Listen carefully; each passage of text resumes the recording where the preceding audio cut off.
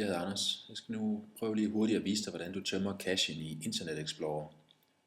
Det jeg sidder her med, det er version 7, men det samme jeg viser nu, det gør så også gældende for version 8.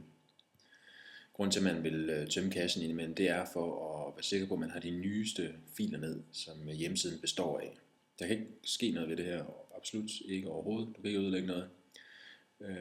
Du er bare sikker på, at du lige får de nyeste ting ned fra hjemmesiden. De ting, som jeg nu for eksempel har ændret på eller opdateret. Det man gør, det er, at man går herop. Nu har jeg så desværre en engelsk version her, men på dansk hedder den funktioner. Den ligger heroppe i menubjælken.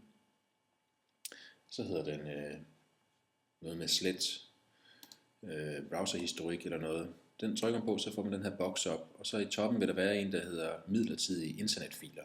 Og det er dem, vi skal have slettet.